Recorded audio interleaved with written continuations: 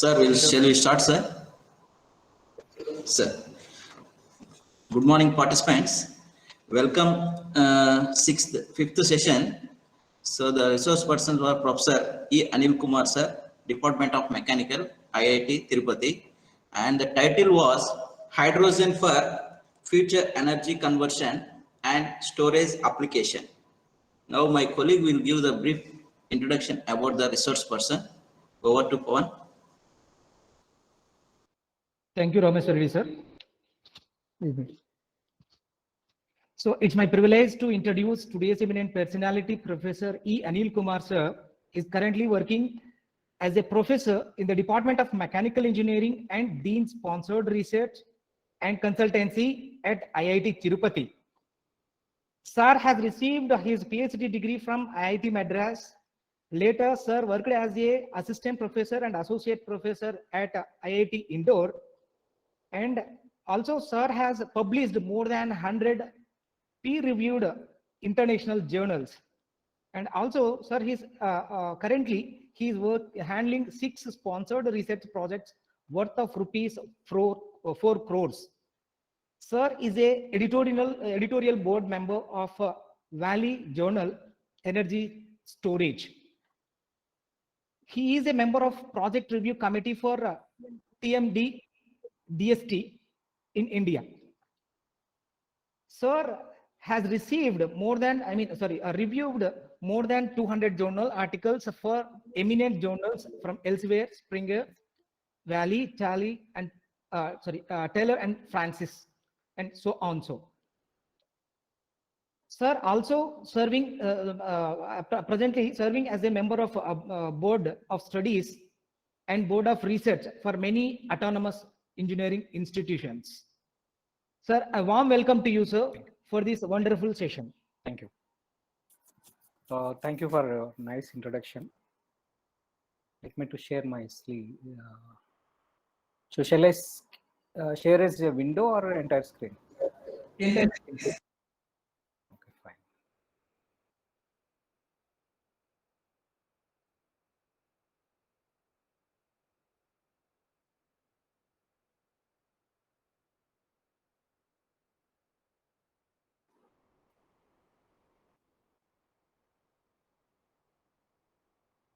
I think there is some problem.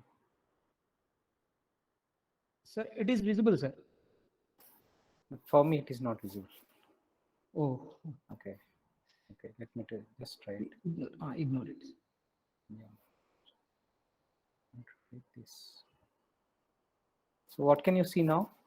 Sir, here now it is PPT. Okay. Hydrogen. Yeah, in full presentation mode. Can you see this in full presentation mode? Yes, sir. Yes, sir. Yeah. Okay.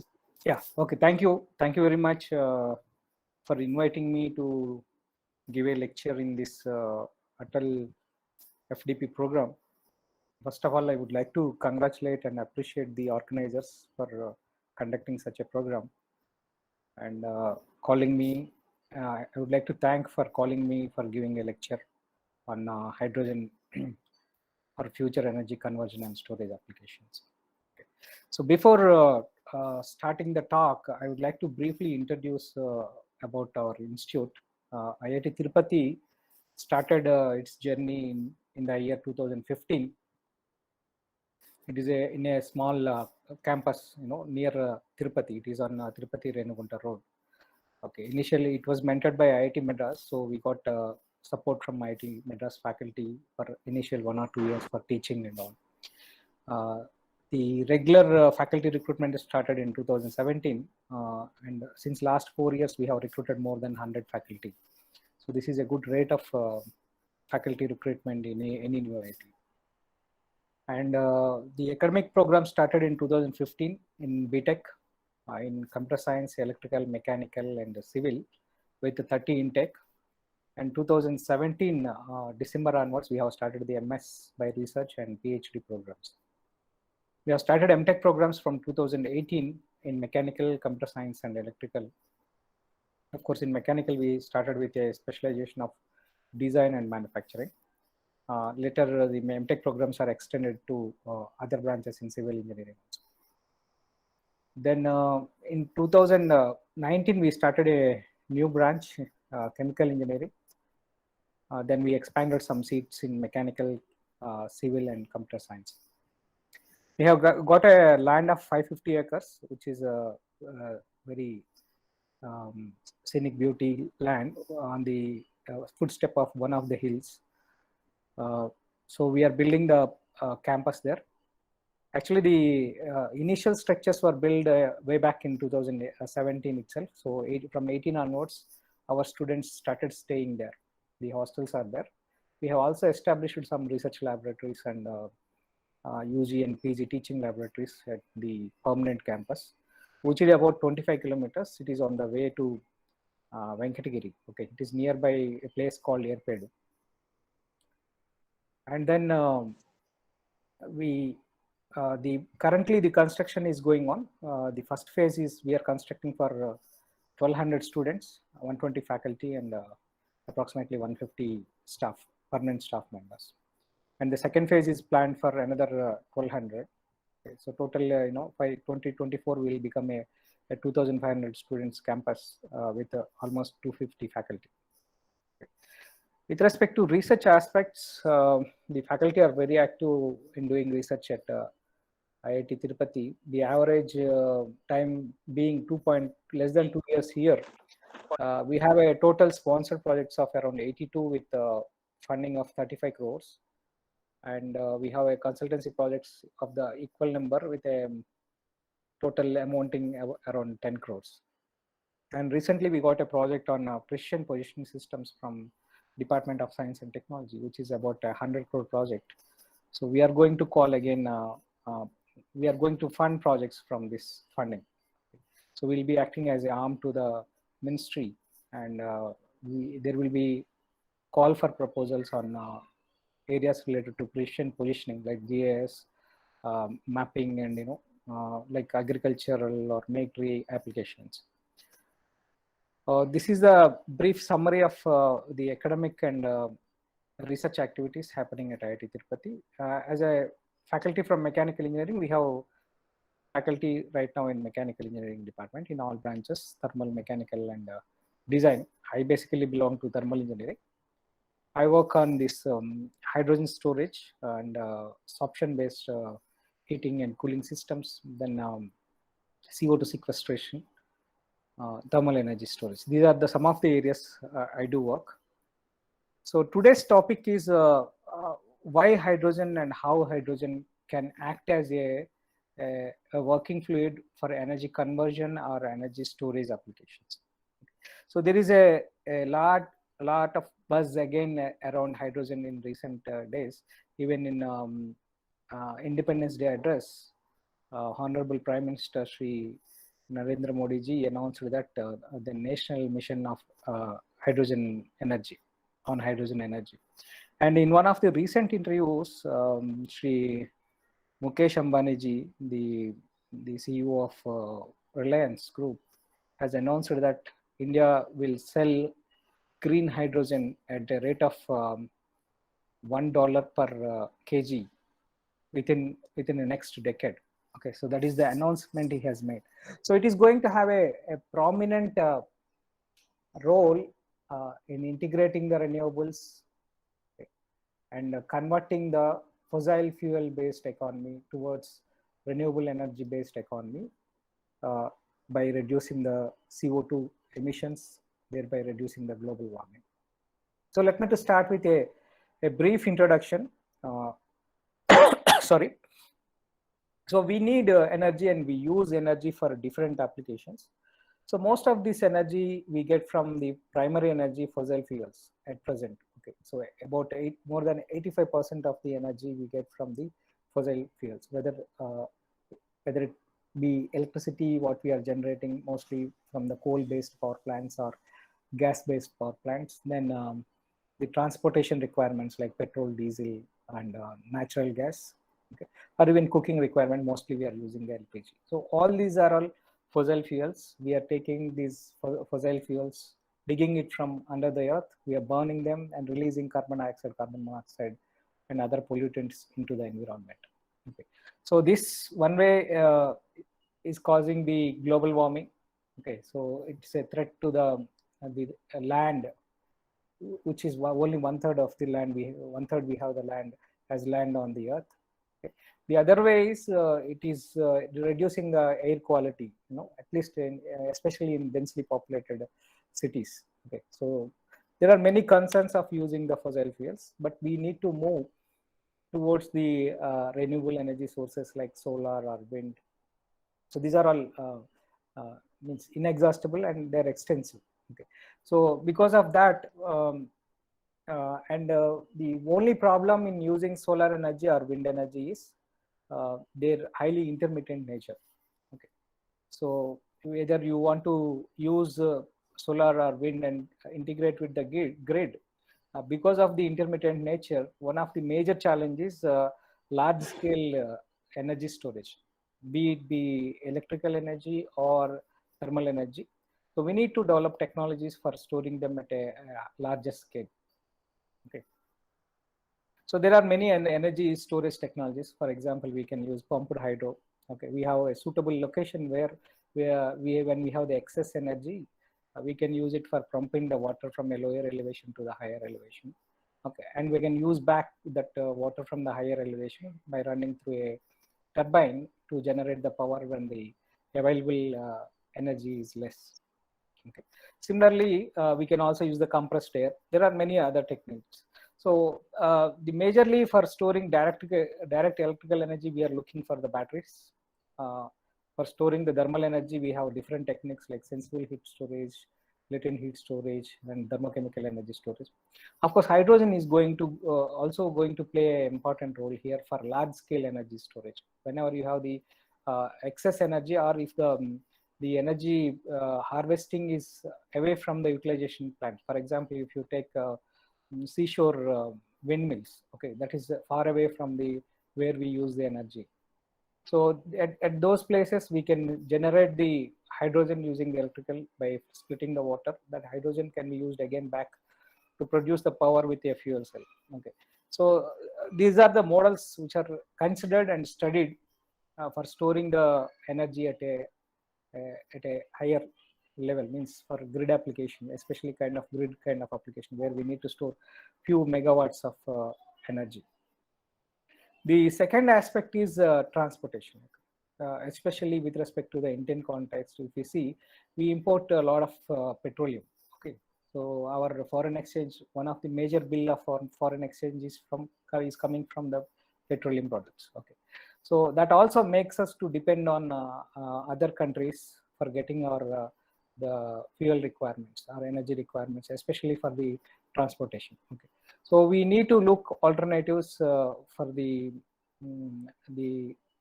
fuel, especially for the transportation. If you see, the number of vehicles are going to increase, extensively in the coming decade or coming decades.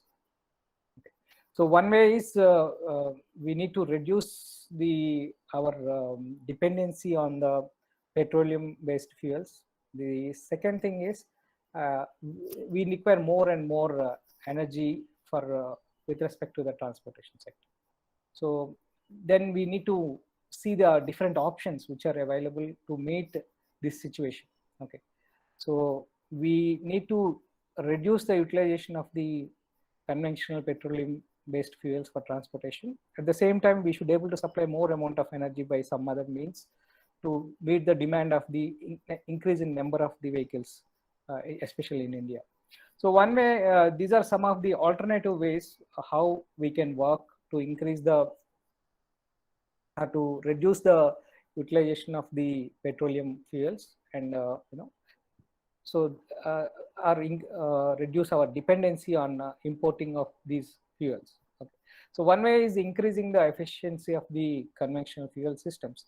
So this is not new. This is happening for last 150 to 200 years since from the discovery of the SI engine or CA engine.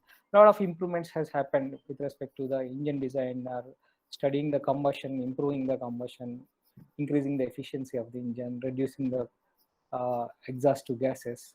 So a lot of research has been happening with the conventional two-stroke or four-stroke SI or CA engines. Okay, And we know that the maximum limit that we can achieve with any heat engine is the Carnot heat engine, from which we can understand that the efficiency of the Carnot heat engine is given by 1 minus T sink temperature by T source temperature. So that means if we can use energy at a higher temperature, we can increase the efficiency of the energy conversion process, at least from when we are converting the chemical energy into thermal energy into mechanical energy. So one major limitation is the availability of materials, the mission-wool materials, which can withstand such a higher temperatures. Okay, so if we can find out new materials which can be missioned as a piston cylinder, and we can use at very high temperatures, probably we can increase the further increase the efficiency of the conventional systems. Of course, there are many other methods. This is one of the way of looking at it. Okay. And then but that is one constant. Even with respect to power plants, if you can increase the maximum temperature that can be used in the power plants, we can increase the efficiency. Okay, now we are building this ultra high critical power plant, steam power plant, where the temperatures can go beyond 700 degrees centigrade. So that increases the fuel efficiency by at least by 10%. Okay, so that is a huge when we consider to steam power plants where you use coal. Suppose if we have a coal resource which we can use for next 300-400 years, increasing the 10% efficiency increases their lifespan by another 30 to 40 years. Not only that, it also reduces the fuel requirements for generating the same amount of power, and it also reduces the pollutant emission of pollutants to the environment. Okay, so this is one aspect, and the component designs has been improved a lot. Whatever the components, whether it is the assembly of the piston cylinder or the compressors, turbines, and other components in the power plants. Okay, so there is a huge increase in the design considerations. Thereby, the people has increased the efficiency. But now only we can do very marginal changes with respect to the design of the components. But we can see how to increase the thermodynamic aspects, like how to increase the higher temperature that can be used within the cycle. So that is one of the aspects. We can still work on improving the efficiency of the conventional systems. The second one is CNG, compressed natural gas. This is not new. This is already in use. Okay, so since CNG has less amount of carbon when compared to petrol and diesel, it is relatively gives less pollution compared to the petrol and diesel. Nevertheless, it is also polluting, because as long as you have carbon in the fuel, it gives carbon dioxide, carbon monoxide to some extent. Okay, but if the combustion is complete, we can avoid the carbon dioxide. So still we have a lot of resources of CNG. Maybe it can be also used for a few more centuries. But again, if with respect to the pollution consideration, CNG is also not so good, because we are more interested on in the air quality in the cities, where we want to reduce the pollution in the cities, because they are densely populated and the number of vehicles in the cities are also very high.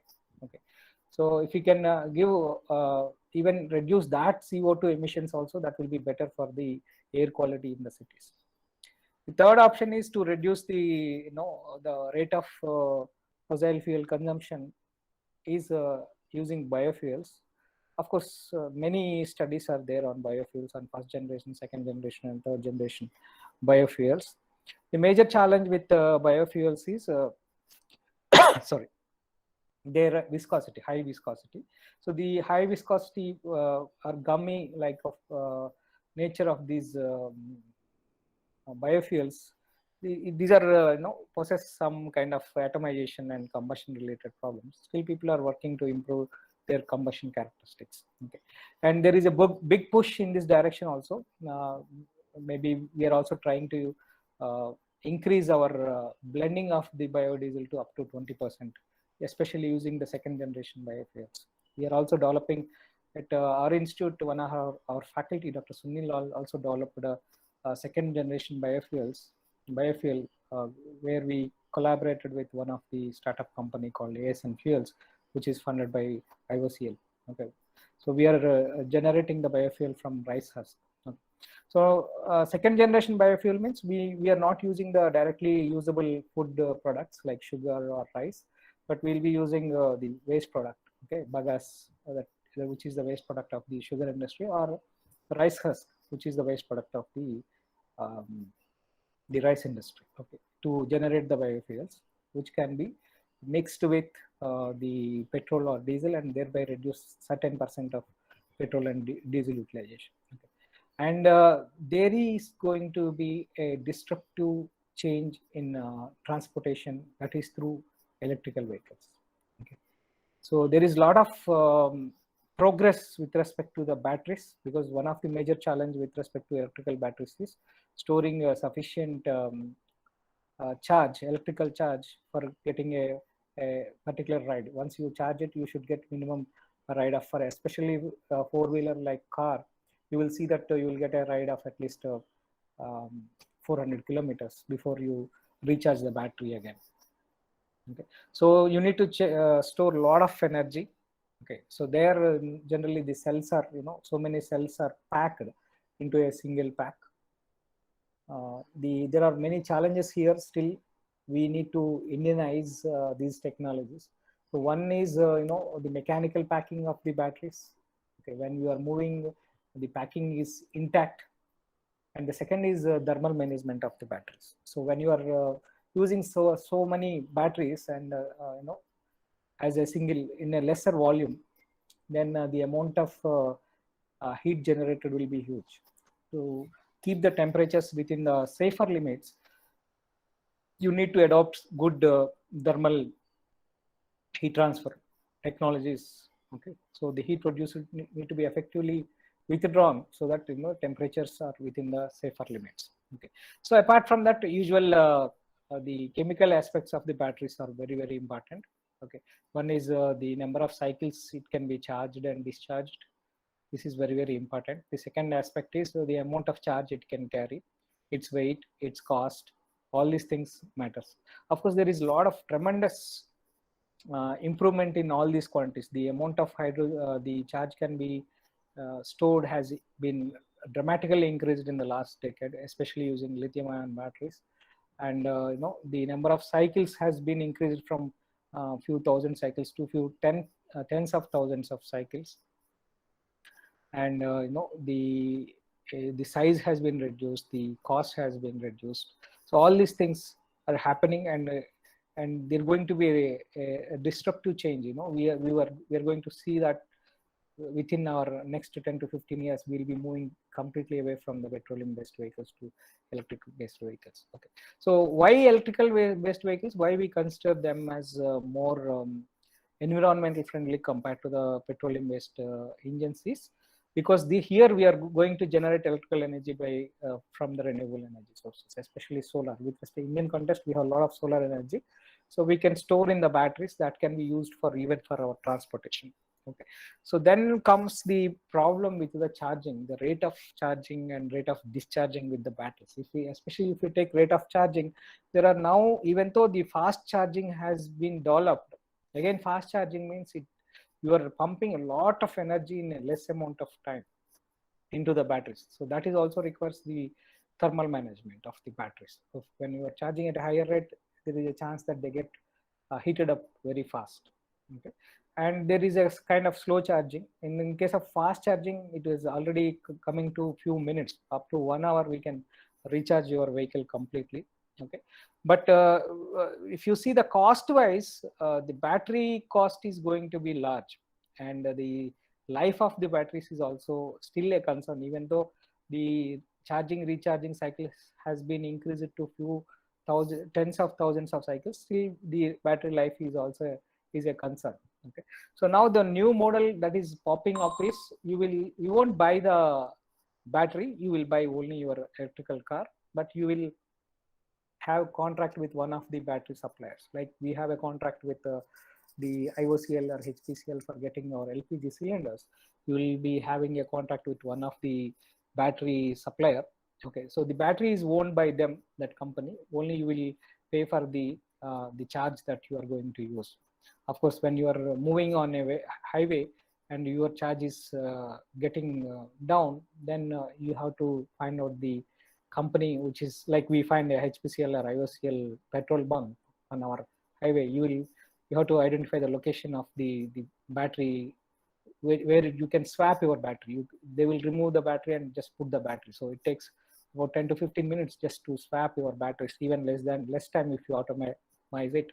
Okay, so that is one of the possible idea that has popped up to push the electrical vehicles, especially. Okay, because the major concern with the batteries, otherwise these vehicles are having lesser unbalanced forces, okay, lesser vehicular components when compared to the IC engine based vehicles. So we will see this. We will slowly move from based technologies to electrical vehicle based technologies. Even Indian government is pushing a lot to introduce the courses related to electrical vehicles in Indian universities and develop programs so that we can train manpower in this area to develop technologies related to the electric vehicles.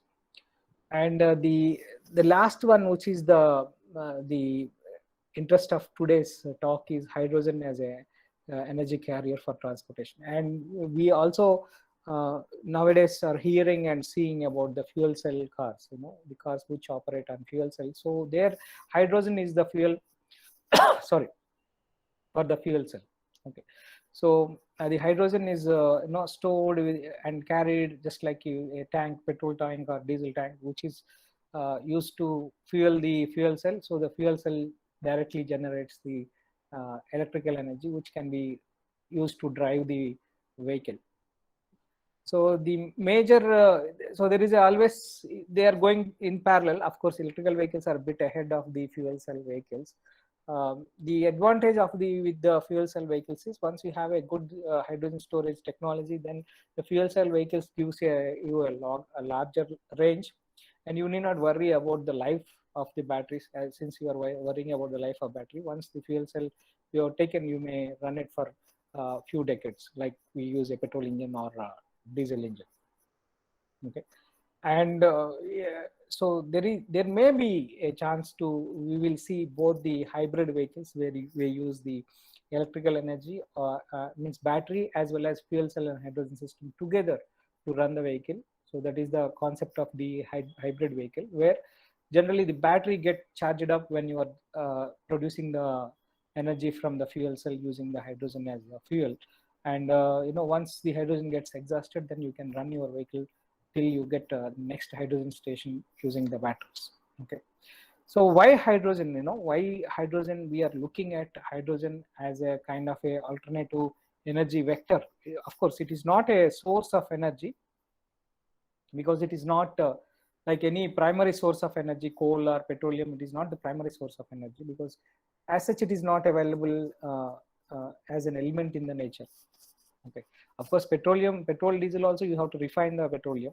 Okay, here also you need to separate hydrogen from one of the molecule. Either it is you have to separate it from carbon in hydrocarbons, or you have to separate it from oxygen in water.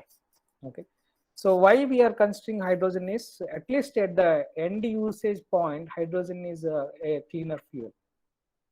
So as we move from heavier carbon to lighter carbon, the combustion becomes it becomes more cleaner. Okay, we generate less carbon dioxide and carbon monoxide when we burn those fuel. And not only that, when we move from carbon to hydrogen, generally the hydrogen has a higher calorific value or heating value compared to the carbon. So richer the hydrogen in the molecule, higher the calorific value or heating value. Okay. So that is why per unit mass, as we are moving from heavier carbon to lighter carbon with or no carbon, the calorific value or heating value is increasing, and the tendency to pollute is reducing. Okay.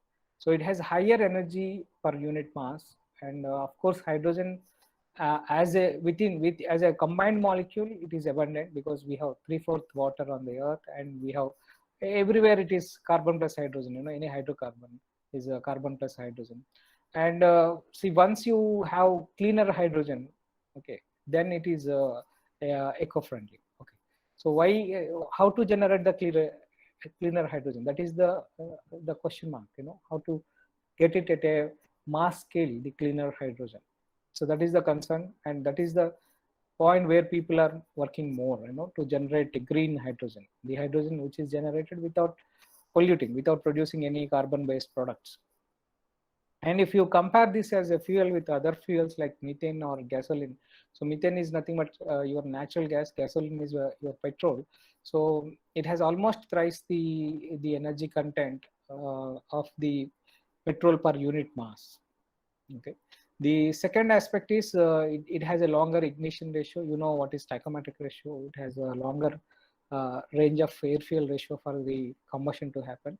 This diffusion coefficient is going to be a challenge for us, because the hydrogen, once hydrogen starts leaking, it is odorless and colorless. It's very difficult to find out that the hydrogen is leaking, unless otherwise you have sensors which can sense hydrogen.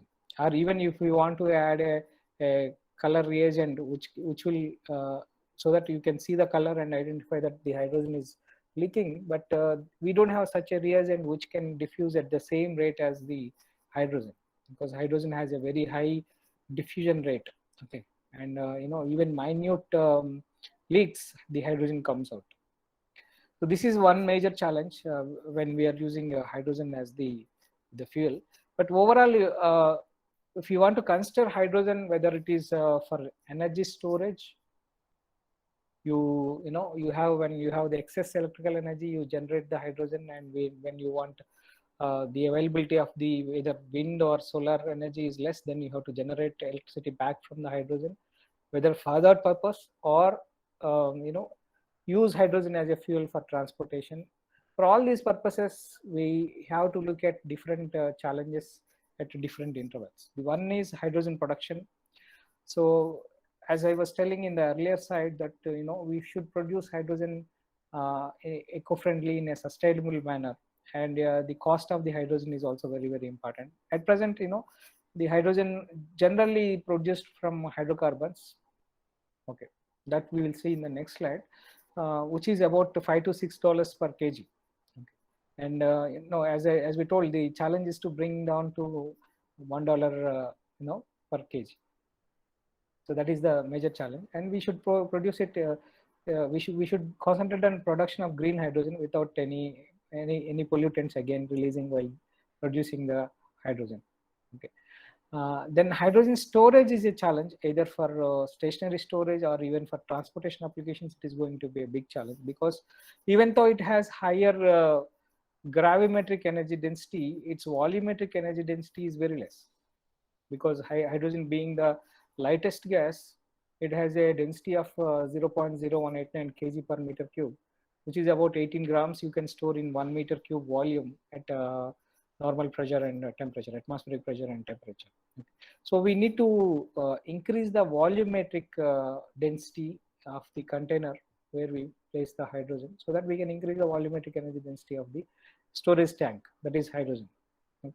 And then developing the indigenous fuel cell technologies, or even IC engines, or modifying the engines for using the hydrogen.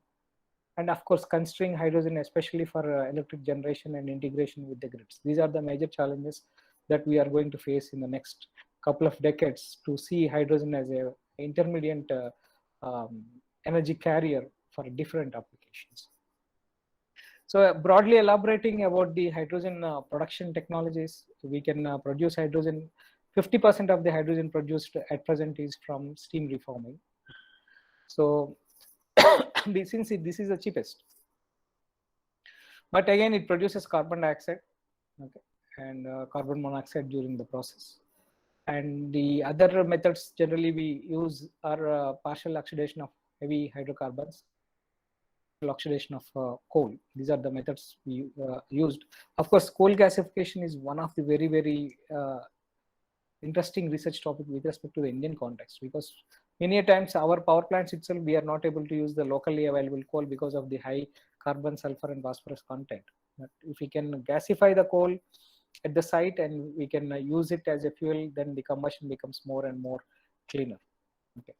So these are all the standard technologies for producing hydrogen, but these are all not green hydrogen. These are not producing the green hydrogen. Again, we are depending on the fossil fuels, where we are generating carbon dioxide or carbon monoxide during the process. So these are not sustainable and not environment friendly, and not in line with our goal of achieving carbon free based fuels. So the last one, which is very less used, is electrolysis. Okay. So electrolysis is a highly energy intensive process, so that is why it is less used. Okay. But it gives a very high pure hydrogen. Okay. So this is one technology we need to explore to produce hydrogen at a larger scale, especially while using the renewable energy sources. So we have to move from current technologies, which are natural gas or coal based or petroleum coke based technologies, towards renewable energy technologies like using solar and wind, large scale hydrogen production, cleaner hydrogen production at a lesser price. We need to work on electrolysis to make it at the price. We should be able to reduce the price of the electrolysis process. And of course, overall, if you want to see, we have to reduce the solar harvesting price as well as the electrolysis price, so that we can produce hydrogen at a lesser rate, lesser cost. Of course, biomass, bio is one of the route, but the challenge is scaling up of the processes. There are many processes, maybe hydrogen production from LNG or many other biomasses are studied for generating hydrogen, but the major problem with respect to biomass is scaling up of the production. So when you want to see the bulk production of hydrogen, we will look at using the renewable energy source to generate the hydrogen at a larger rate. Or even now we can use thermal energy, means solar thermal energy, high temperature thermal cracking of water to generate the hydrogen. So these are the technologies which are promising and environmentally friendly and sustainable for producing large scale hydrogen production in the future.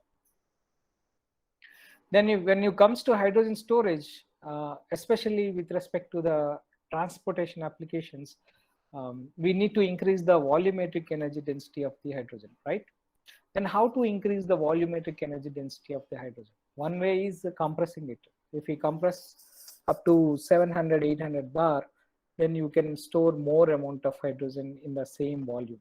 Okay, so the first aspect is we need to develop these cylinders indigenously. We need to work on composite technologies to develop these composite cylinders, which won't react with hydrogen, and at the same time they can withstand hydrogen storage pressures of 700, 800 degrees centigrade. These cylinders are commercially available, but not indigenously developed. Okay, so they are developed in US or Europe. The cylinders are available which can withstand pressures up to 800 degrees centigrade. And whatever the cars now commercially available or demonstrating purpose we are using, there only compressed hydrogen we are using. Okay, in the compressed form only we are using as of now. So we need to develop type 4 cylinders which can withstand up to 700, 800 bar. Then the second challenge is when we want to carry hydrogen in compressed form for vehicular applications is the cost of compression and the energy requirements for the compression. Okay, so you require a lot of, again, mechanical energy for compressing the gas from atmospheric pressure to such a high pressure of 700, 800 bar. Okay, so we need to explore other methods which I am going to explain in the coming slides about the thermal compression of the hydrogen. We can compress hydrogen using the thermal energy of the temperatures less than 150 degrees centigrade even is sufficient to compress hydrogen from 1 atmosphere to 700, 800 bar, of course, but that happens in steps, two or three stage compression you have to use to compress the hydrogen from such a low pressure to sorry, very high pressure.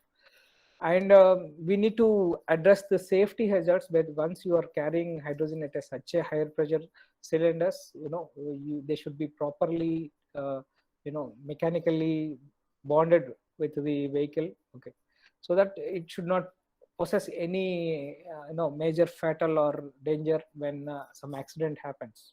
Okay. So this is also one of the safety concerns, but people has tested it under different conditions, and they have developed the technologies where they can carry hydrogen in compressed form at such a higher temperatures. And the other way of increasing the density is liquefying the hydrogen. Of course, we need to liquefy the hydrogen at 1 atmospheric pressure. If you want to liquefy the hydrogen, we have to reduce its temperature to minus 253 degrees centigrade, this 20 Kelvin. Then we need cryogenic technologies where we can generate such a low temperature. Okay, maybe it is the VCR systems in series, okay, multi-series VCR systems, or cryo coolers which are JT operated, Joule Thomson operated mixed refrigerant cryo coolers, where we can achieve such a low temperature. But the one major disadvantage carrying liquid hydrogen at atmospheric conditions is, since we are keeping the liquid hydrogen at such a low temperature of 20 Kelvin at atmospheric pressure, even you compress it, the temperature will be slightly higher, but there will be a huge temperature difference between the atmospheric temperature and the liquid hydrogen in the container. Okay. However, insulation we provide, there will be heat transfer into the liquid hydrogen in the container. It starts evaporating. Once it starts evaporating, and the evaporated hydrogen, if we won't allow it to go out, it builds the pressure in the container. And as the pressure increases, it may go beyond the safety limits that the container can contain, it can withstand. So in that case, we have to let the hydrogen go out beyond certain pressures. So this is called boil-off losses. Okay.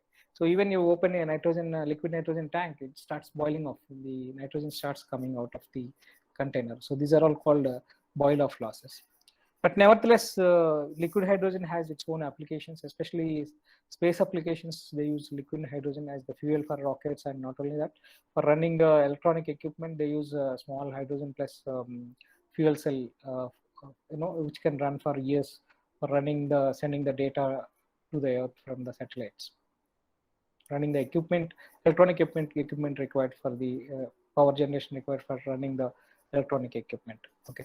Airbus has also announced a program that they are going to. Airbus is one of the leading aircraft manufacturer next after Boeing.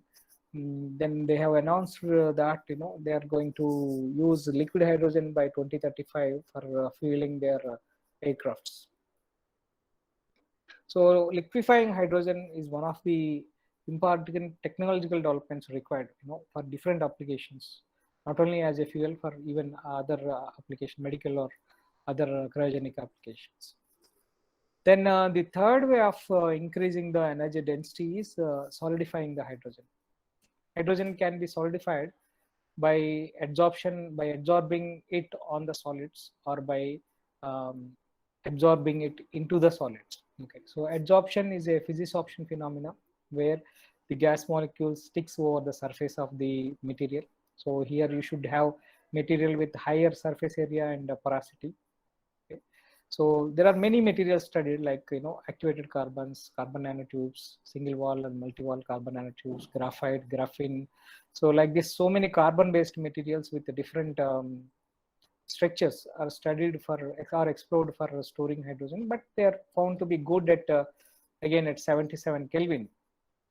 Okay, even metal organic frameworks or zeolites are extensively studied, which are found to be good for storing hydrogen at 77 Kelvin.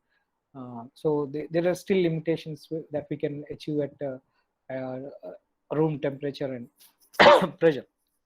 The other chemisorption materials, which is a chemical phenomena where generally the hydrogen gets dissociated into atoms. That atoms sits in the interstitial space of the solid material, are called metal hydrates, and complex metal hydrates. These are all chemisorption based materials. So metal hydrates are proven to be good. They can readily absorb and dissolve hydrogen near ambient conditions. But the limitation is their gravimetric energy storage capacity is limited, because they can have only near ambient conditions, they can have only 2 weight percentage. That means if you take 100 grams of material, you can store only 2 grams of hydrogen. So that is one limitation. But there are other types of metal hydrates. They are called complex metal hydrates, which forms double bond with hydrogen. They have a higher gravimetric energy density. but they require higher temperature for absorption and desorption, but they are not proven to be cyclical. Okay, you can't inside at the site you cannot absorb and dissolve hydrogen reversibly for few cycles. Okay, so still people are working on this lightweight metal hydrates, lithium based, sodium based hydrates especially, so that if we can achieve the reversibility, that will solve the problem of storing hydrogen for especially for transportation applications, because solid storage is the safest method compared to the other two, because generally the solid storage involves the release of heat when hydrogen is absorbed, that is being exothermic process, and it requires heat for dissolving hydrogen. Suppose the hydrogen starts leaking, then the temperature of the bed, metal hydrate reduces. So you need to supply energy, unless otherwise you supply energy, hydrogen won't come out. Okay, so that is why this is considered to be a safest method for storing hydrogen, especially for the transportation applications. So if you see metal hydrates, as I told, many metals forms hydrates. For example, if you take magnesium forms hydrates, but at high pressure and temperature, at temperatures higher than 400 degrees centigrade. Similarly, lanthanum forms hydrates, lanthanum hydrate, that is also at very high temperature. Titanium forms its hydrate when you expose hydrogen, but it also forms a hydrate at very high temperature. But we need sorry, materials which can absorb, dissolve hydrogen at near ambient conditions.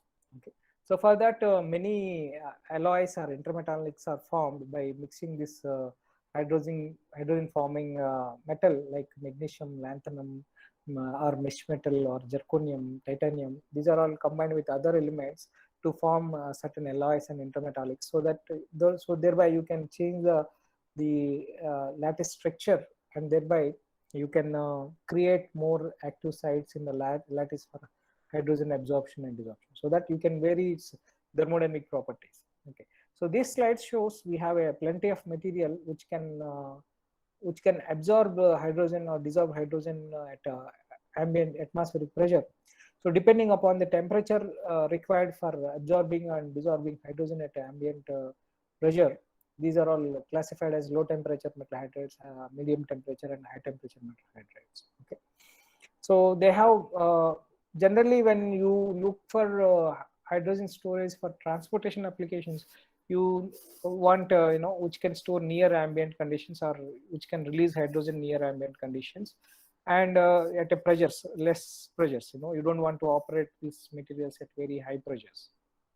Okay, so these materials found to be good, but again I'm telling, because of the gravimetric energy density, we didn't get a break even for using these materials, especially for car, four-wheeler applications.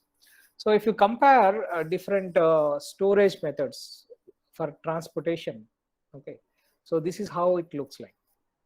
For example, if you compress hydrogen up to 200 bar and use that cylinder for running your car, the same distance you can travel by, or you can get the same or compress and store the same amount of hydrogen, then the size of the tanks varies like this. You have a bigger size of the tank for the hydrogen to store at 200 bar. Of course, if you store it at 700, 800 bar, its size still reduces. And liquefaction further reduces the tank. And of course, when you use it in solid at room temperature, which has a limited gravimetric energy storage capacity, let us say of the weight percentage less than 2 weight percentage, this will be the size of the solid storage container. If you increase the gravimetric energy density further, because magnesium operates at a higher temperatures, but it has higher gravimetric energy density, it can go up to 6 weight percentage, okay, gravimetrically. So it has higher hydrogen storage capacity, so that it can store hydrogen, more amount of hydrogen. So because of that, the size has been reduced. Okay, so ultimately the aim is to develop such a tank where we have the metal hydrate inside. Of course, we require heating and cooling arrangement also within this tank with the hydrogen supply lines, so that the size of the tank should be comparable with your diesel or petrol tank in your car, and it should be able to give the same mileage as if, of course, if you can store the biomass 1/3 of hydrogen as you are storing your petrol, then you will get the similar mileage like you are getting, means similar travel distance with the same amount of hydrogen. Sorry.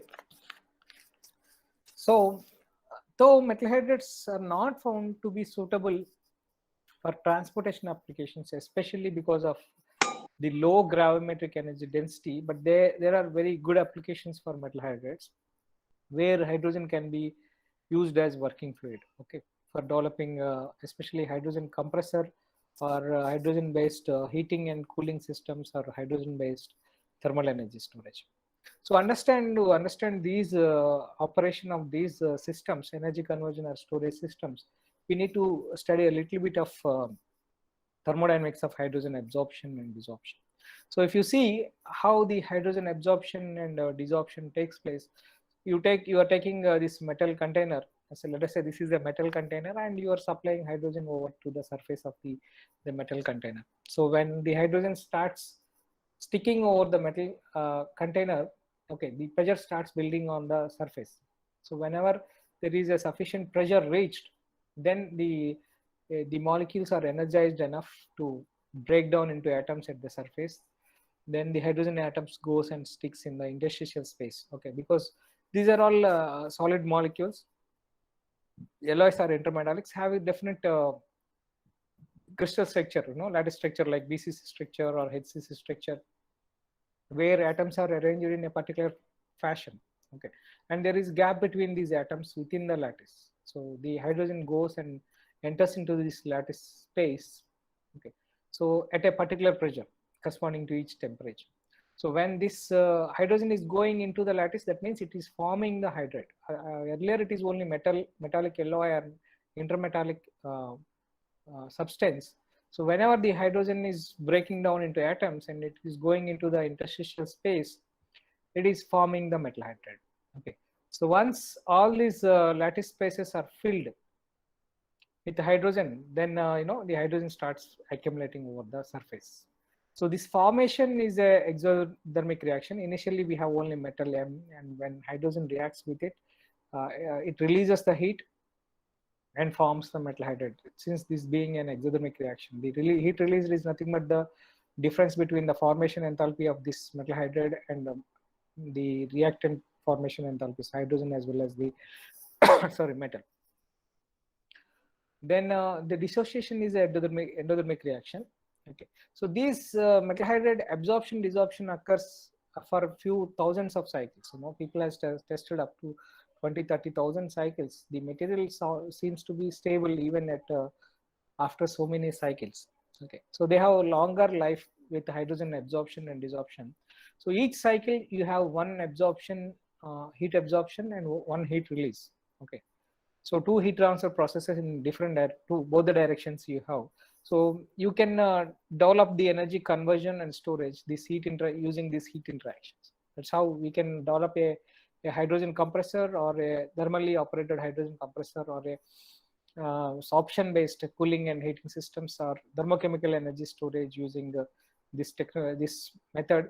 Or this is also was used for nickel metal hydride batteries, which is a commercialized battery. Of course, after developing other batteries like lithium ion batteries, the demand has reduced for nickel metal hydride batteries. Because earlier we are using in lead acid batteries, we are using nickel lead, as the electrodes. But here, lead being poisonous, they are replaced with metal hydrides, where instead of electron getting transferred between the electrodes, the hydrogen gets transferred during the charging and discharging between the electrodes. Okay. So the other application is the purification of hydrogen. For example, if you are producing hydrogen from the conventional methods like using hydrocarbons, you will have traces of carbon dioxide, carbon monoxide in the hydrogen because of the process that we are adopting. Otherwise, even you are doing it from electrolysis, you may have a traces of water vapor in the hydrogen. Okay. So generally for fuel cell applications, we want high pure hydrogen. So we need to purify the hydrogen before we use it. Okay. So hydrogen metal hydride selects only hydrogen when you send a mixture of these gases, okay, and releases only hydrogen. And the only requirement is the metal hydride should be, the it should be tolerant to the impurities in the hydrogen gas. Okay. So for selecting any of the metal hydride for these applications, we require the thermodynamic properties. Okay. In fact, selecting a fluid for any application, you require the knowledge of the thermodynamic properties. Let us take the example of a vapor compression refrigerator. Okay. In case of a vapor compression refrigerator, let us say you are building an evaporator where the actual cooling is produced nearer the atmospheric pressure or ambient pressure, let us say 1 bar. So you will look for a fluid and you want to maintain a temperature of let us say minus 20 degrees centigrade in your in the evaporating space. Okay, that is your deep freezer. Then you will see a pure substance which can undergo a phase change, because you know that in VCR system the cooling is produced when the refrigerant is evaporating from liquid state to vapor state. So you will see for a working fluid which can evaporate at less than minus 20 degrees centigrade, let us say minus 25, minus 26 degrees centigrade, corresponding to 1 atmosphere. Okay, so that is the thermodynamic data that you will look for selecting the material for that application. Of course, that not only that, you will see so many other parameters. Then what is the pressure required to condense it back by rejecting heat to the environment? What is its specific heats? What are its enthalpy of formation? What are its thermal conductivity? And so many other factors. We know what are the properties, different properties we look for a fluid when we want to consider it as a refrigerant. Its stability in the combustibility, its global warming potential, ozone depletion potential, all these things. Okay, so similarly here also we need some thermodynamic data for selecting the materials for any of these applications like hydrogen compression or hydrogen based heating and cooling systems, or hydrogen based thermochemical energy storage, all these systems. So one property that we generally can get the data or more data is the pressure concentration isotherm. This is very similar to the properties that we study for during a liquid vapor phase change of a pure substance. Okay, you know how a TV diagram looks like, an isobar looks like on a TV diagram of a liquid vapor interaction. So this also looks similar to that, very analogous to that. So you have initially taken metal hydride and started putting hydrogen over it. So thereby the pressure on the substance increases.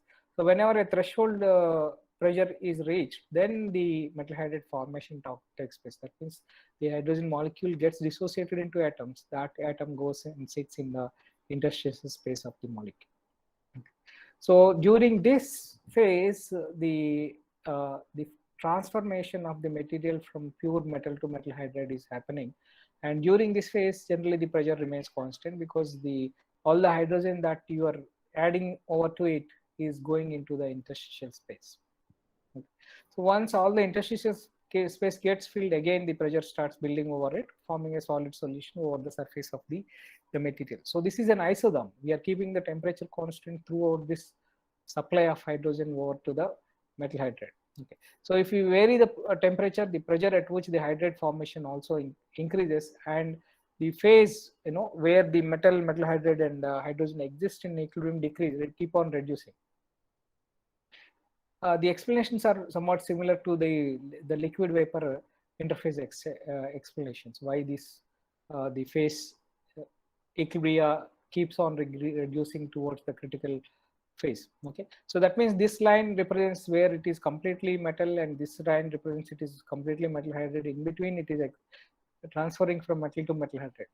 Okay, so this gives how much hydrogen it can maximum it can absorb. Once this line is reached, that means this is the maximum hydrogen it can absorb at a particular temperature, and the pressure at which it can form metal hydride corresponding to this temperature. So this P and T relation is very important. Okay, because once we fix the temperature, we know the pressure where the hydride forms. Okay, similarly, if we fix the pressure, we know the temperature where the hydride, how much hydrogen will be there. If we know pressure and temperature, we know how much hydrogen is there in the metal in equilibrium condition. So this equilibrium data between the gas, metal and metal hydride can be used to draw the Van 't Hoff equation, which can be used to find out the formation enthalpy during hydrogen absorption or desorption. Okay, so it represents the amount of heat evolved per mole of hydrogen reacted with metal hydride. Okay, this means how much heat is released during hydrogen absorption, and similarly how much heat we need to supply to dissolve hydrogen from that. Okay, so this dependency of the pressure at a particular temperature where the absorption desorption happens is used for developing some applications. So this is similarly the dependency of the pressure and temperature for pure substances we are using to develop thermodynamic cycles like refrigeration cycles or power cycles. Okay, so where we are converting the thermal energy into power, or we are converting the mechanical energy into a useful effect, the cooling or heating effect. Okay, see, this is very similar to that. This formation pressures and temperatures, PT relations are very important in developing the devices. So if you see here, as I told, as the temperature increases, the pressure where the hydrogen absorbs and dissolves also increases with the increase in the temperature.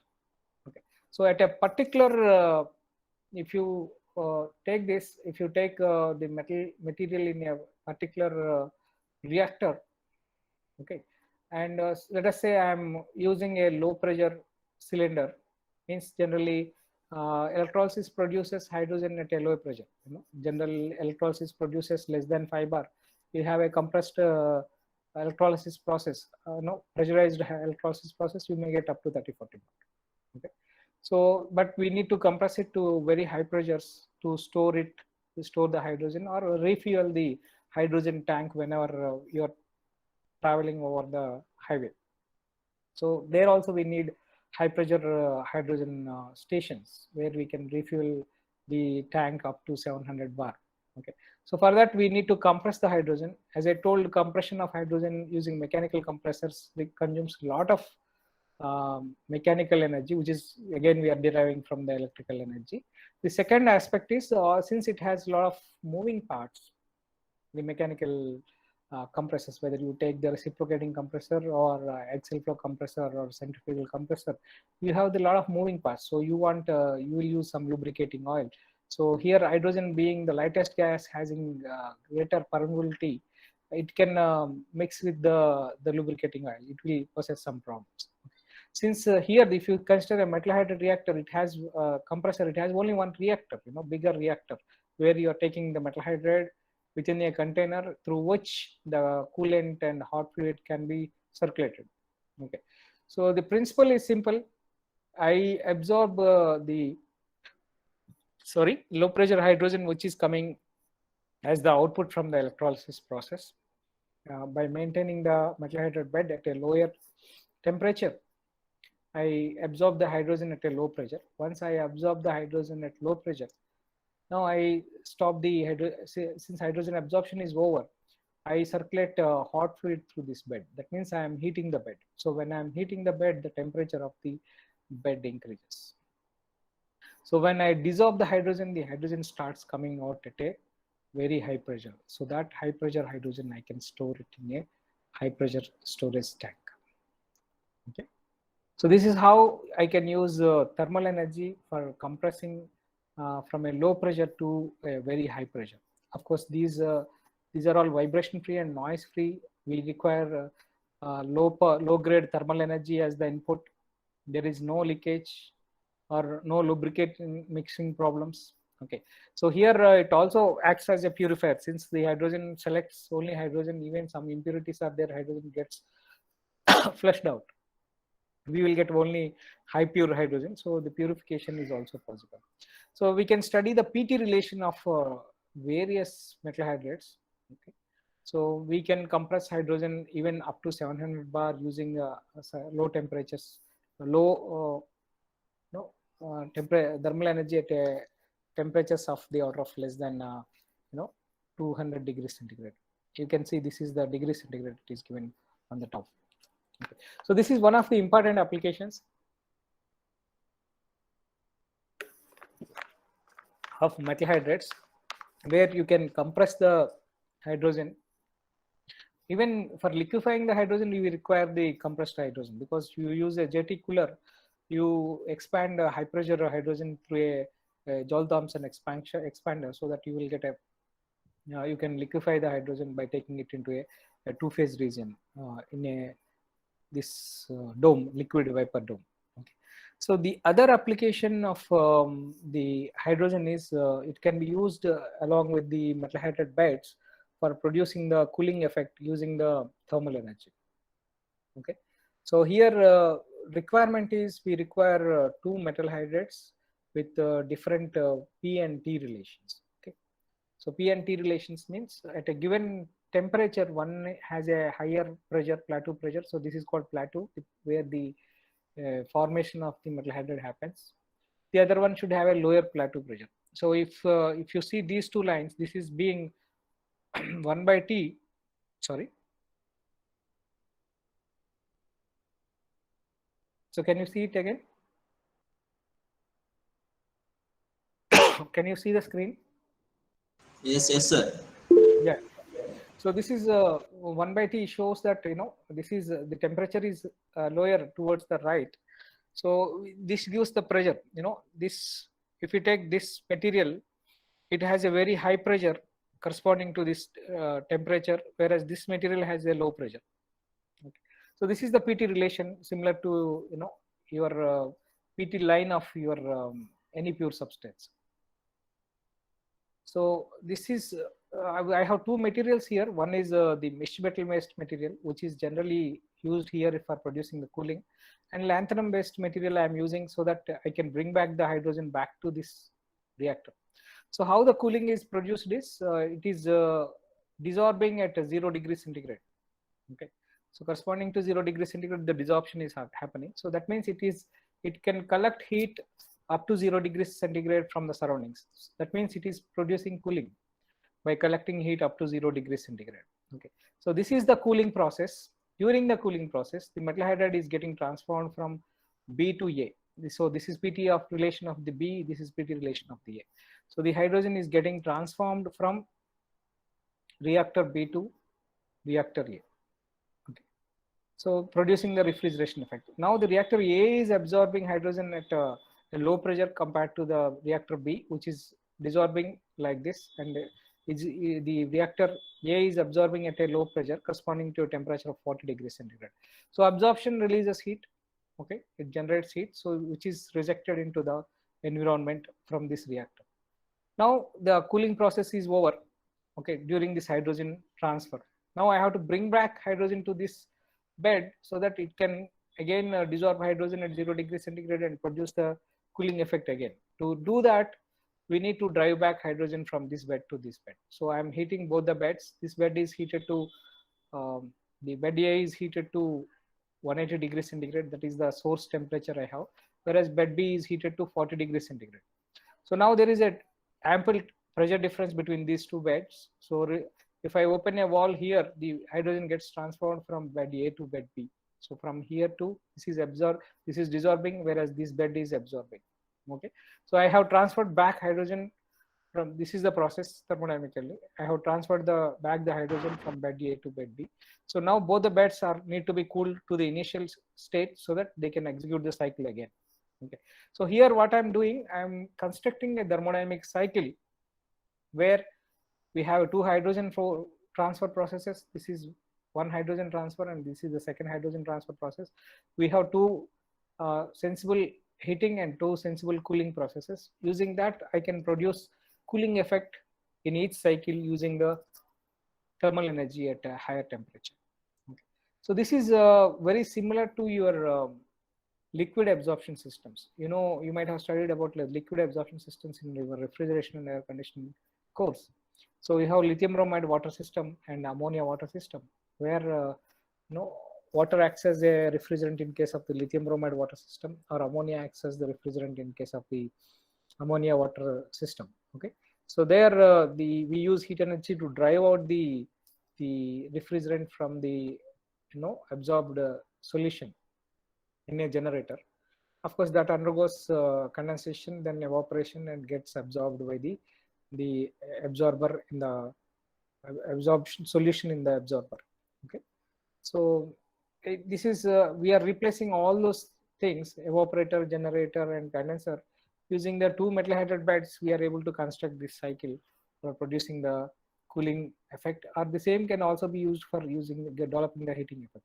Of course, we require two metal hydride which can be paired so that the hydrogen can be transferred between them during the cooling as well as regeneration process. Okay, is there any problem? I can continue, right? Yes, sir. Yes, sir. Are you need to No, no. stop in between? Yeah, no, no, sir. No, sir. Yeah, okay, thank you. So to produce two materials with two different pressure and temperature relations, we have taken this study. So we have taken lanthanum LaNi5, which forms hydride at about 2 bar near 30 degrees centigrade. Okay, so this is a kind of a atmospheric absorbing desorbing. It can absorb and desorb hydrogen near atmospheric conditions. But now using this as the reference, I would like to generate a high pressure alloy and a low pressure alloy. High pressure alloy means low temperature metal hydride. Low pressure alloy means high temperature metal hydride. Okay, so substituting cerium or praseodymium and other material in lanthanum generally increases the pressure where the hydrogen gets absorbed, because if you take cerium has a lower atomic radius compared to the lanthanum. So lower the atomic radius, it requires more energy to push the hydrogen into the lattice space. Similarly, if I substitute aluminum or manganese, cobalt or Fe, silicon or SN, tin, anything, for in case of Ni, so Al being a higher atomic radius compared to nickel, when I partially substitute for nickel aluminum, the lattice size increases, thereby the hydrogen goes easily into the interstitial space. Okay, so the absorption or desorption occurs at a lower pressure. Okay, so here I have considered 0.1 C substitution and 0.2 C substitution for lanthanum. Similarly, I have substituted 0.3 Al and 0.4 Al. So this data we can get from literature by studying the what happens, what are the variation that we can get by substituting different elements for this either A or B type kind of materials in the metal hydride. Okay, because A is the lanthanum based hydride here.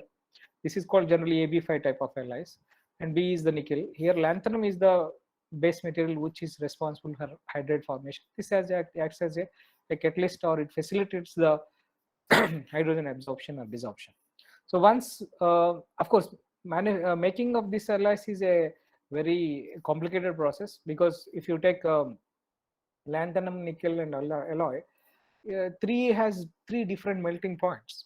If you take aluminum has a melting point of around 600 degrees centigrade. Lanthanum has around 800 degrees centigrade, and nickel has a melting point of around 1400 degrees centigrade.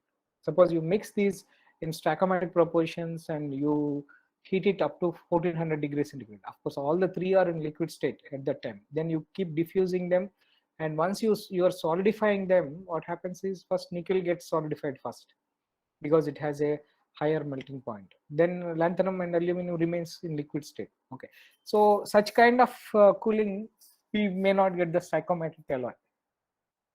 So we need knowledge of the phase equilibria and thermodynamics of the metallurgical processes to make these alloys. So since we don't have the knowledge, we have outsourced these alloys. We got it from the metallurgists. Then we have studied the thermodynamic properties. Okay, so we have constructed an experimental setup similar to this for measuring the pressure concentration isotherms. Here we need to maintain the temperature of the sample at a constant value. So we have taken the sample in a small reactor and immersed it in a thermostatic bath, using which we can maintain the temperature constant. Okay. So now this is evacuated using a vacuum pump. Then the hydrogen is supplied to this reactor in multiple steps. So in each step, the amount of hydrogen absorbed or desorbed can be calculated based on the mass balance of the hydrogen in each step. Okay, so here we are keeping the isotherm, we are temperature constant and slowly increasing the pressure of the hydrogen over the surface, and at each step incremental pressure, we are estimating the concentration of the hydrogen in the metal hydride. So we'll get the graphs like this. We have measured the PCIs in a temperature range of 20 to 80 degrees centigrade. As anticipated, with the aluminum substitution for nickel, the plateau pressures has reduced. The formation where the metal hydride forms, the pressure has been reduced. With the substitution of Ce, the metal hydride formation, where the metal hydride formation, the pressures has increased. Okay, so this is a low pressure alloy or a high temperature alloy. This is a high pressure alloy or a low temperature alloy. So we can mix, we can we can test pair one Al and one Ce based alloys, and we can test whether this gives the required hydrogen transfer at the required conditions between the two beds during the refrigeration and the regeneration process. That's what we tested. Of course, we can make 4 pairs. Okay, 2 pairs. Here 2 Ce are paired with 1 Al, or the other Al alloy is paired with the 2 Ce alloys. Okay, so we get 4 pairs.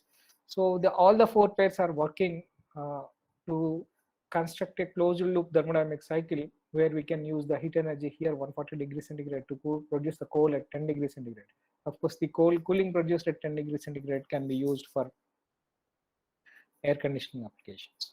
Okay, so we have tested their kinetics, and then sorry, so the kinetics determines how fast the hydrogen transfer takes place between the two beds, so that ultimately decides the cycle required for running one thermodynamic cycle. What is the time required for conducting the one thermodynamic cycle? So using this data, thermodynamic data, we have estimated the the cooling effect, the COP that can be obtained in these cycles, and thereby we also estimated the efficiencies. Suppose you take the coefficient of performance that is less than 1, it is in the order of single stage lithium bromide water systems. Of course, this is the maximum theoretical efficiency only, because when you are building the system, the more irreversibility is pitch in because of the actual heat and mass transfer processes. Okay. Nevertheless, these are proving to be promised to develop the closed loop thermodynamic cycles where you can produce the cooling and heating using these closed loop thermodynamic cycles. Okay.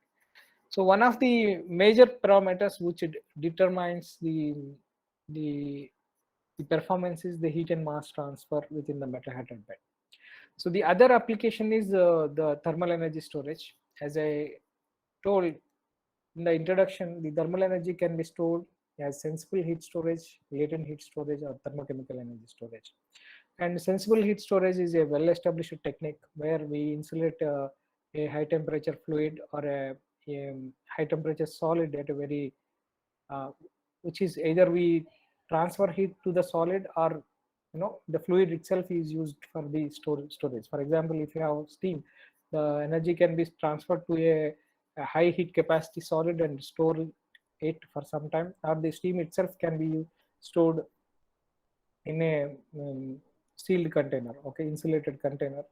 So that is a direct sensible heat storage. The latent heat storage, where the medium where we are storing the thermal energy undergoes a phase change. Okay, so the third method is thermochemical energy storage, where you dissociate a single substance into two products, okay, product of two elements.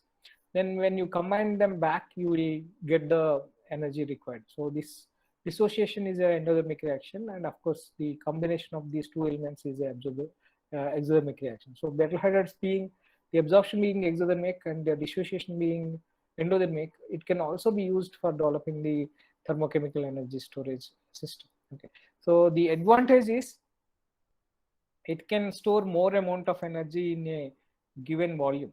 Okay, so in a given space, it can store more amount of energy. The volumetric energy density is quite high, and you can store the energy at without losing its quality for any longer durations. Okay. For example, in sensible heat storage, with the duration, you will slowly losing the quality of the energy as the temperature of the stored media keep on reducing.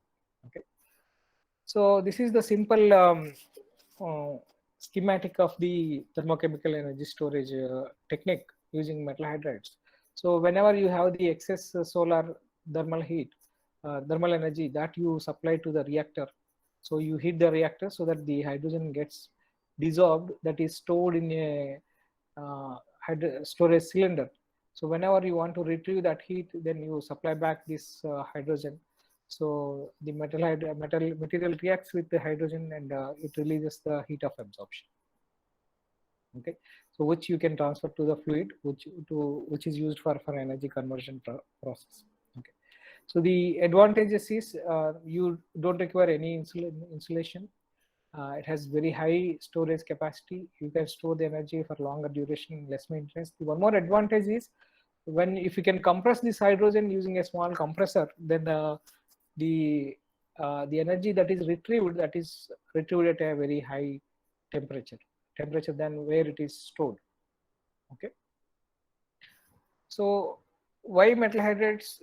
As I told, very high energy density, both the gravimetric and cyclic density. Okay, so the materials for high temperature are difficult to source commercially, the other materials, but here metal hydrides, since in the beginning slide I showed, many metal hydrides has different properties.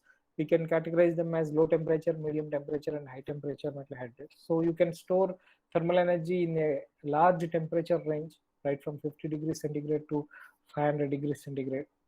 Okay, and these has longer lives, because the hydrogen absorption and desorption can happen for few tens of thousands of cycles. So once it is installed, the thermochemical energy storage system can be used for few decades. And if you see what are the material properties required for choosing the metal hydrides for energy storage, one is, of course, you should know the PT relation, because ultimately that determines the pressures involved to store the thermal energy at a particular temperature. Generally, we don't want too much higher pressures involved in the energy storage process, because too much higher pressures involves, we need to take pipes or containers with larger thickness, so that increases the material cost. Also it makes the system heavier, and once the wall thicknesses are higher, the heat transfer also becomes problematic. Okay, the heat transfer rates reduces. So you should have a good PT relation when you are considering the material for the energy storage. The second aspect is the kinetics of hydrogen absorption desorption should be very good. So you have good hydrogen absorption and desorption rate, then you can transfer the heat faster, or you can charge the during the heat storage, you can charge it fast, or whenever you are retrieving, you can retrieve the heat thermal energy faster. Okay, so that is also corresponding with the kinetics of the material. So heat of reaction during hydrogen sorption. So this is one more important aspect, as we can find it out its value from the PT relation. The higher the heat of reaction, then lesser the material you require to store the same amount of thermal energy. Then the hysteresis should be less, so that we have very less losses during the hydrogen absorption and desorption process. It should have high cyclic stability, so that we can use for few tens of thousands of cycles, so that is life will be larger with the high cyclic stability. It should have of course, high hydrogen storage capacity. As the higher the hydrogen storage capacity, the amount of material required for storing the same amount of energy gets reduced. Okay, of course, cost is important parameter. We don't want too much cost difference when compared to the sensible or latent heat storage systems or other energy storage systems. So per kilowatt hour, the cost is also very important for developing these materials. For example, if you take magnesium is a very good material. With 1 mole of hydrogen absorption desorption, it has a heat interactions of 75 kilojoules. It is very huge. That means if you take 1 kg of material, you can significantly store a larger amount of heat. Okay, it has a heat storage density of more than 2000 megajoules per kg of the substance used. Okay, so but magnesium, as I told, it operates at high temperatures of the order of 450 or 500 degrees centigrade. So to vary the temperature of hydrogen absorption desorption, we can modify the magnesium. Let us say magnesium can be the intermetallics can be made with nickel, combining with nickel, like Mg2Ni, or which is a stoichiometric ratio of the alloy. Otherwise, we can increase the richer magnesium or lighter magnesium. We can add magnesium with other alloys, okay, other intermetallics like FeTe or MAM, MMNi5, or a catalyst like chromium oxide or vanadium oxide can be added to magnesium, so that we can vary its kinetic properties with other elements to make composites. Okay, so a lot of materials like this are tested and studied both for mainly for the hydrogen storage, or to reduce the temperature of hydrogen absorption and desorption for the magnesium. Okay, so this is a small reactor developed at IIT Madras by one of my colleagues for studying the hydrogen absorption desorption rates. The metal hydride is taken into this container, and it is supported by these copper fins for the hydrogen transfer. So this filter supplies the hydrogen, which is going axially through the center of this copper tube. Okay, and the hydrogen flow rate through and to and out from the reactor is controlled by this valve, high pressure valve. And you have a filter generally used, one micron filter. So it avoids the carryover of the material with while the hydrogen being evacuated or it's being supplied. Okay, so because with the hydrogen absorption desorption, the material size reduces drastically. Okay, even you take initially the particle size even in mm.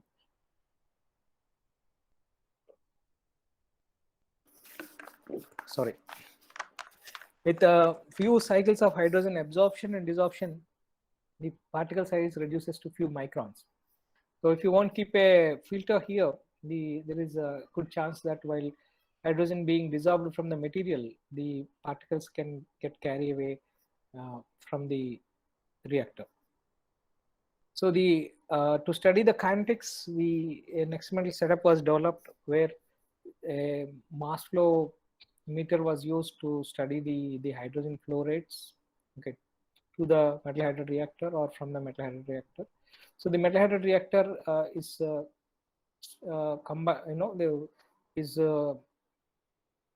integrated with a thermostatic bath, which can supply the fluids up to 200 degrees centigrade. To heat it more to a higher temperature, we need to keep the reactor in a oven, which can go up to 400 and 500 degrees centigrade. Okay, so the hydrogen is supplied from a hydrogen cylinder through the mass flow controller. So we can measure the rate of hydrogen absorption. Of course, by inserting the thermocouples within the metal hydride bed, we can study the variation of the temperature of the bed. See, this shows the hydrogen absorbed and the variation of the bed temperature.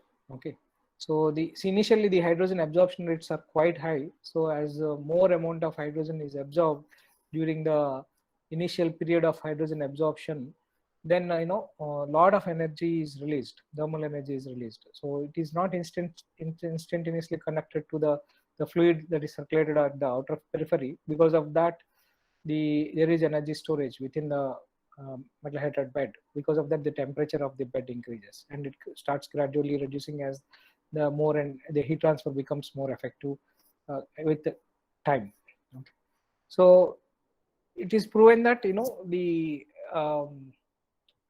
we can store a good amount of energy at temperatures, right? So for these materials, we can use between the temperature range of 100 and 200 degrees centigrade. But if you take Mg based alloys, we can go up to storing the thermal energy between 300 or 400 degrees centigrade. But ultimately, any of these applications, either compressor or energy store, the cooling and heating systems, or the energy storage, it all ultimately depends upon the heat and mass transfer rate from the metal hydride bed. Okay, so the heat transfer rate from the metal hydride bed is governed by the effective thermal conductivity of the bed. Okay, since we have three heat transfer paths, one is a solid bed where we have the solid to solid contact, and then we have the solid to gas contact, and with the gas path where the continuously gas path. Okay, so this is called the heat is conducted through different paths. It is called the effective thermal conductivity. So the thermal conductivity generally can be measured either by steady state method or the transient method. Okay, so steady state method, you will put the material whose thermal conductivity need to be measured. You will form it in the form of a axial flow heat direction object or a radial flow heat direction object, depending upon the heat flow direction. Okay, and you will achieve a one-dimensional heat transfer, because one surface you will heat it, the other surface you will cool it. So in the steady state, the heat conducted, by knowing the heat conducted through the bed and measuring the temperature gradient, you can use the one-dimensional heat transfer heat transfer rate equation to find out the effective thermal conductivity. So in case of the transient methods, you will generally study at a given location the time temperature variation at a given location, and you can use the transient equation to estimate the effective thermal conductivity. So this is the setup we have developed in our lab, where the metal hydride is formed in a annular space. Okay, the core is heated with the heating element, and this surface is cooled by circulating the coolant. Okay. So here the heat transfer is taking place radially, and the lateral surfaces are insulated. So since the heat is transferred radially at steady state, we can measure the temperature gradient radially at different locations, and by knowing the electrical energy supplied to it, and which is nothing but transformed as heat from along the radial direction, we can estimate the effective thermal conductivity of the bed. Generally, the effective thermal conductivity is found to be very less because of the higher contact resistance between the solid particles, because these solid particles become fine powders, so the contact resistance will be very high, and the point to point contact is very less. Okay, so along the solid part, the thermal conductivity will be very less. Of course, you know that for gases, thermal conductivity values are very, very less. Okay, so here we need to increase the solid path. To increase the solid path, we can make the compacts, or we can insert some higher thermal conductivity connecting materials within the bed, so that we can increase the solid path, and thereby we can increase the effective thermal conductivity of the beds.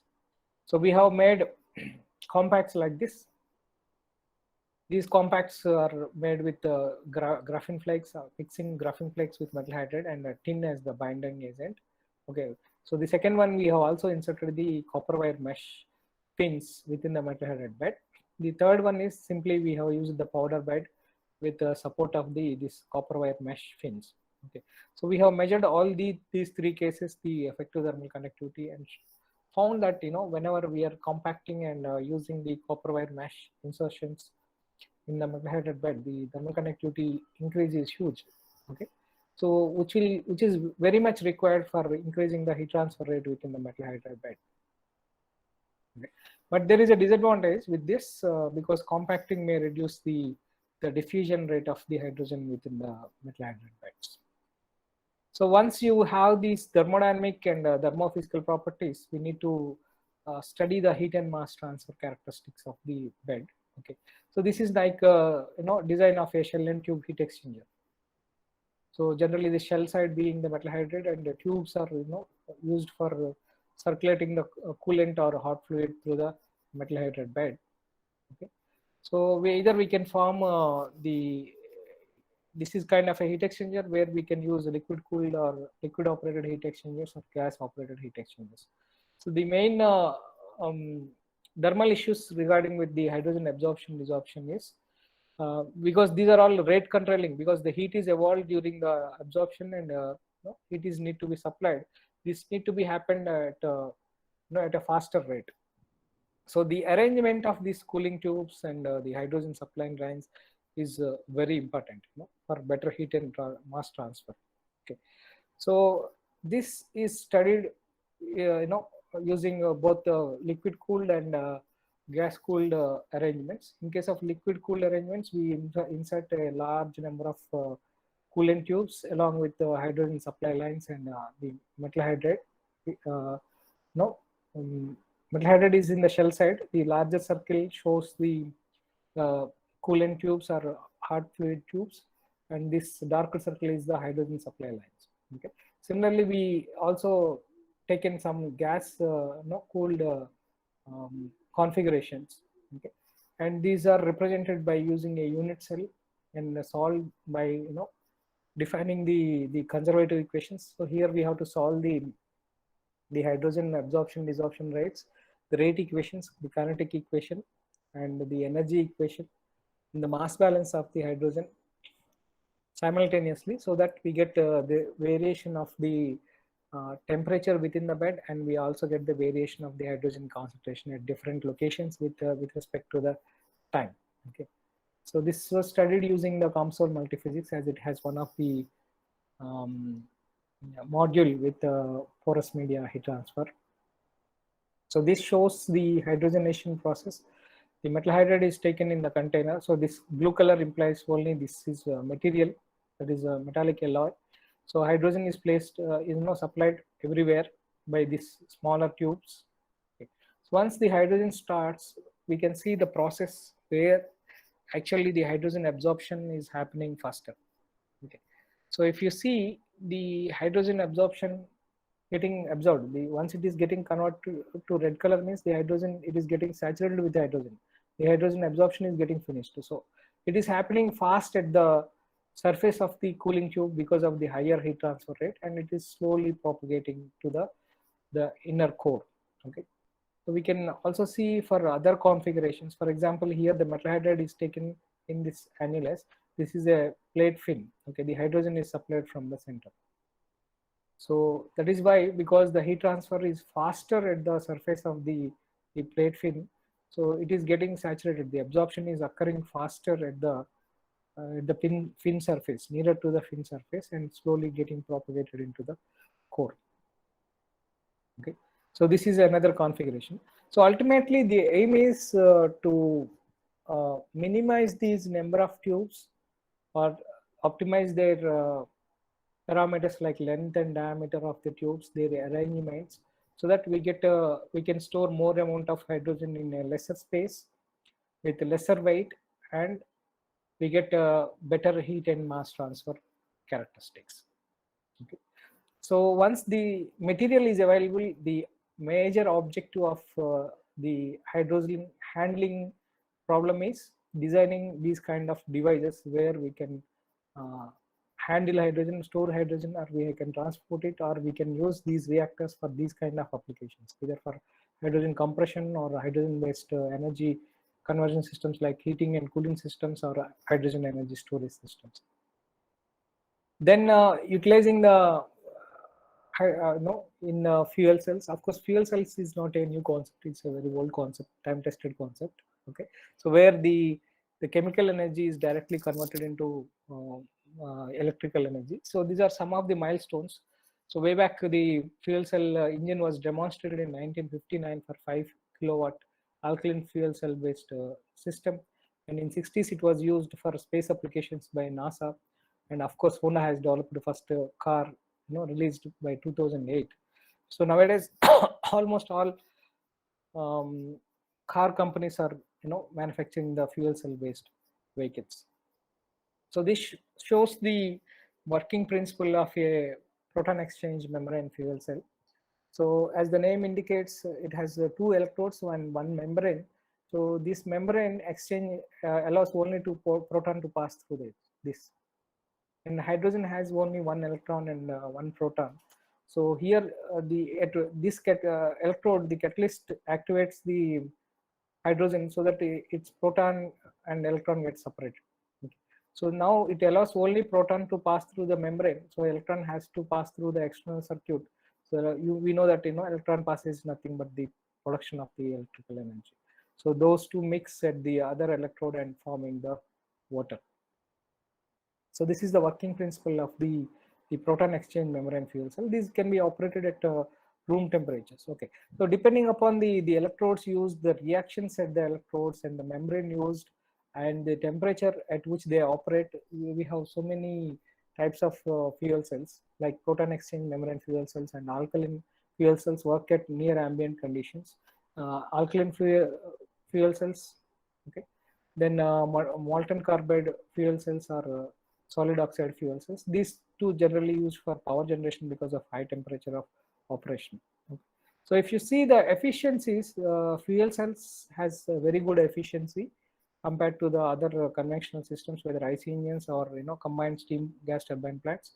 So very high efficiency where, because the conversion is directly happening from the chemical energy to the electrical energy. So there are many suppliers of this fuel cells, but with respect to the Indian context, the challenge is the assembly of the different cells, because a cell gives a very limited voltage. To get a minimum power, we need to assemble so many cells in a lesser volume. So it is very similar to your assembling of your batteries in the context wise, but mechanics wise or the actual configuration wise, there is a lot of difference. Okay, so when you are integrating such a large number of cells in a lesser volume, again you will encounter the thermal management problems. Okay, so in India we are able to develop up to only 20 kilowatt stack as of now. We need to increase the our geometrical designs to integrate more amount of cells so that we can get a more power output. So at the end, if we can develop these technologies, it looks like this. So the initial diagram, whatever is shown, is basically the hydrocarbon based fossil energy based economy, where we are digging the fuels from the earth and burning them and releasing carbon dioxide and taking oxygen only from the environment. So that is not a sustainable way, but if we can generate hydrogen from carbon free sources like solar, wind or nuclear, or with carbon capture, and here for generating hydrogen we are taking water from the environment, and while generating the hydrogen we are releasing oxygen to the environment. Then we are using hydrogen for a particular purpose. So while combusting hydrogen or with the fuel cell, we are taking oxygen from the environment and we are giving back H2O. Okay, so this is a sustainable model with the hydrogen as the vector. Okay, we are using the inexhaustible energy resources and we are not taking oxygen and releasing carbon dioxide like conventional engines. Okay, here we are taking water and releasing oxygen, or we are taking oxygen or releasing water alternatively. Otherwise, there is one more model. This is with combining both hydrogen and electricity with the renewable energies. This is going to be a more sustainable model to eliminate the carbon-based energy conversion processes. On a lighter note, this is a small video on hydrogen vehicles.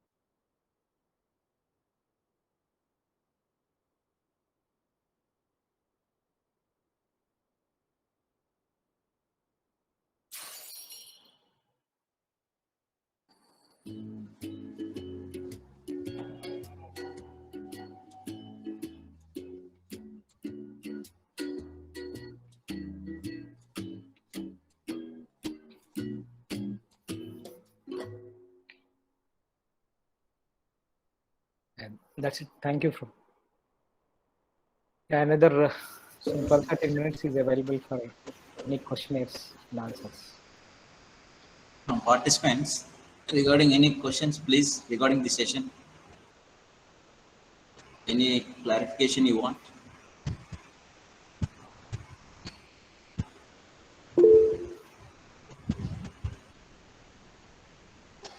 Sir, in Yeah, chat one box. has one question I found. What are the recent breakthroughs, research breakthroughs in India? That is a question. Okay. With respect to production as such, there is no breakthrough, but I believe that there is some technological developments at the background. That's why, at least Sri Mukesh Ambani is able to make that statement that within next 10 years we are going to give green hydrogen at a rate of $1 per 1 kg. Okay. But with respect to the storage and other things, still people are working. The technologies are at nascent level, not at advanced levels. Fuel cell also, we are many are working. For example, BHEL, ARCI, all these are working. They went up to 20 kilowatt capacity assembly. Still a long way to go in India.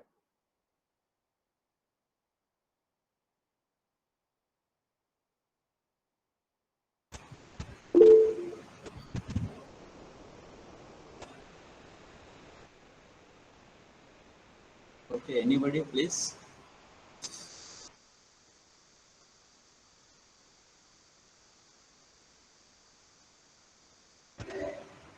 Thank you. Okay, sir. Yeah. Participants, there are no doubt. Thank you, sir, for your valuable suggestions and valuable regarding information. Session very nice, sir. Thank you, sir, once again. Thank you, sir. Thanks for inviting me. Yes. Wish good luck for all remaining sessions. Thank you very much. Thank you. Very good. Thank you.